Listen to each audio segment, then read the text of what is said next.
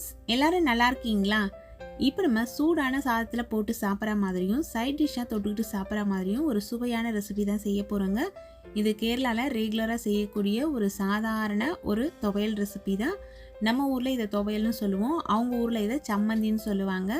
இதுலேயே கொஞ்சம் தண்ணி விட்டு லிக்விடாக மாற்றிட்டு தாளித்து கொட்டினா சட்னியாக மாறிடும். ஆனால் செம்ம டேஸ்ட்டாக இருக்கும்.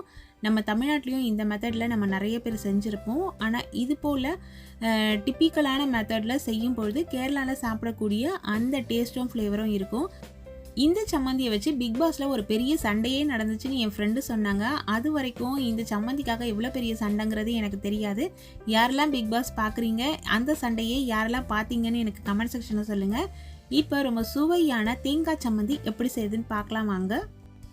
ஒரு கடாய் எடுத்துக்கலாம். அதில் நம்மளோட காரத்துக்கு தகுந்த மாதிரி நீல மிளகாய் எடுத்துக்கலாம். குண்டு மிளகாயில் விதைகள் நிறைய இருக்கும், அதனால் காரம் ரொம்பவே அதிகமாக தெரியும். நீல மிளகாய் நான் 6 எடுத்திருக்கேன். பொதுவாக கேரளாவில் இந்த சம்மந்தி செய்யும் பொழுது நீல மிளகாய் தான் எடுத்துப்பாங்க.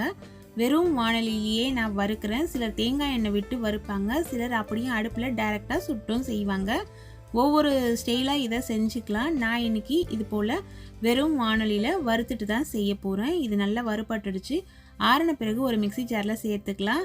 இதனோடையே ஒரு சின்ன நெல்லிக்காய் அளவுள்ள புளி சேர்த்துக்கலாம். இதுக்குள்ள பார்த்தீங்கன்னா பச்சையாக தான் நான் இந்த பொருட்கள்லாம் சேர்க்குறேன். நீங்கள் வதக்கி கூட சேர்த்துக்கலாம். 1/2 இன்ச்சு நீளமுள்ள இஞ்சி சேர்த்துக்கலாம். ஒரு சின்ன சைஸில் இருக்கிற தேங்காயை கருப்பு பகுதியெல்லாம் இல்லாமல் துருவி எடுத்து இதில் சேர்த்துக்கலாங்க. இப்போ நான் சேர்த்தேன் இந்த பொருட்கள் எல்லாத்தையுமே நீங்கள் வதக்கிட்டு கூட சேர்த்துக்கலாம். தேங்காய் எண்ணெயில் தேவையான அளவு கல்லுப்பு சேர்த்தாச்சு. ஒரு 10லேருந்து 12 சின்ன வெங்காயம் இதில் சேர்த்துக்கலாம். சின்ன வெங்காயம் சேர்த்தா தான் அதுக்கு ஒரிஜினல் ஃப்ளேவர் நமக்கு கிடைக்கும்.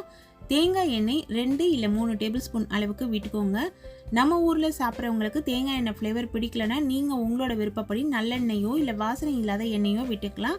ஆனால் நல்லெண்ணெய் விட்டு அரைக்கிறது பெஸ்ட்டு. இப்போ இந்த அளவு அரைஞ்ச பிறகு இதில் ஒரு 1/2 கைப்பிடி அளவுள்ள கருவேப்பிலை இலைகள் சேர்த்துட்டு அரைச்சிக்கலாம். கொஞ்சம் கலர் வேணும் அப்படின்னு நீங்கள் நினச்சிங்கன்னா Kashmiri chilli powder 1/4 table spoon அளவு சேர்த்து இது போல் அரைச்சி எடுத்துக்கலாம். ட்ரெடிஷ்னல் மெத்தடில் காஷ்மீரி சில்லிலாம் சேர்க்க மாட்டாங்க, இந்த காஞ்ச மிளகாயில் தான் செய்வாங்க. நான் கலர் வேணும் அப்படின்றதுக்காக காஷ்மீரி சில்லி இதில் சேர்த்தேன்.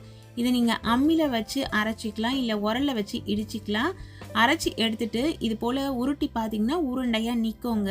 நம்மளோட தேங்காய் சம்மந்தி ரொம்ப சுவையாக ரெடி ஆயிடுச்சு. இந்த சம்மந்தி ஈவினிங் வரைக்கும் நல்லா இருக்கணும்னா நீங்கள் எண்ணெயில் வதக்கிட்டு அதுக்கப்புறம் அரைச்சிக்கோங்க, அப்போ கெட்டு போகாது. இந்த ரெசிபியை நீங்களும் உங்கள் வீட்டில் செஞ்சு சாப்பிட்டு என்ஜாய் பண்ணுங்கள். Thank you friends.